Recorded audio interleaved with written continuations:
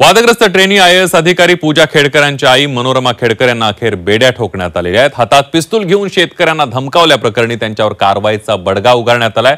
गेले काही दिवस फरार असलेल्या मनोरमा खेडकर पोलिसांना कशा सापडल्या बघूया त्याबद्दलचा एक रिपोर्ट। बंदूकबाज मनोरमा खेडकरांना अखेर बेड्या।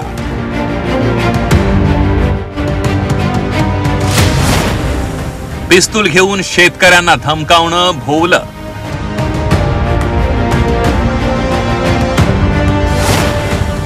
दिलीप खेडकरांची ही ACB चौकशी सुरू। वादग्रस्त ट्रेनी IAS अधिकारी पूजा खेडकरांची आई मनोरमा खेडकर अखेर कायद्याच्या कचाड्यात सापडल्यात। हातात पिस्तूल घेऊन मुळशीतल्या शेतकऱ्यांना धमकावल्या प्रकरणी पौड पोलिसांनी त्यांना अटक केली आहे। गुन्हा दाखल झाल्यापासून मनोरमा खेडकर फरार होत्या।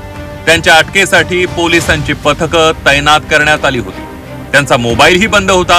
अखेर रायगड जिल्ह्यात हिरकणीवाडीमध्ये पार्वती निवास नावाच्या लॉजमधून मनोरमा खेडकरांना अटक करण्यात आली आहे। धक्कादायक बाब म्हणजे आपली ओळख लपवण्यासाठी खोट्या नावाचा आधार घेऊन त्यांनी लॉजमधील रूम बुक केली होती, अशी माहिती लॉजच्या मालकांनी Zee24 तासला दिली। रात्री 9:30 पावणे 10च्या आसपास आल्या त्या। 9:30 पावणे 10च्या आसपास आल्यानंतर त्यांना आम्ही त्यांची एंट्री पहिली करून घेतो। आम्ही रूममध्ये येताना एंट्री केल्यानंतर त्यांनी नाव टाकलं होतं दादासाहेब ज्ञानदेव ढाकणे आणि इंदुमती ज्ञानदेव ढाकणे असं त्यांनी नाव टाकले आणि त्यांचे आधार कार्ड वगैरे सगळे त्यांचा नंबर आम्ही लिहून घेतलेला आहे। त्याच्यानंतर त्यांनी आधार कार्ड तुम्हाला सबमिट केलं होतं का त्याच नावाचं? हो, आधार कार्ड त्यांनी समोर आमच्या समोर एंट्री केली त्यांनी। मनोरमा खेडकर यांना पुण्यातील पौड न्यायालयानं 2 दिवसांची पोलीस कोठडी सुनावली आहे।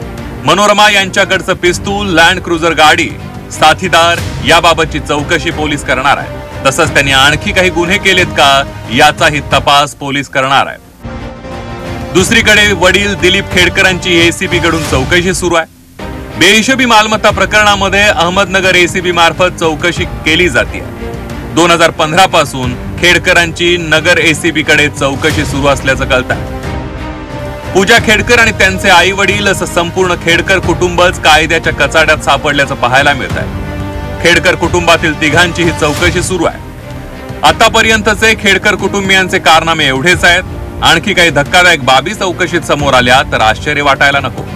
रायगडहून प्रफुल्ल पवारसह ब्युरो रिपोर्ट Zee24 तास।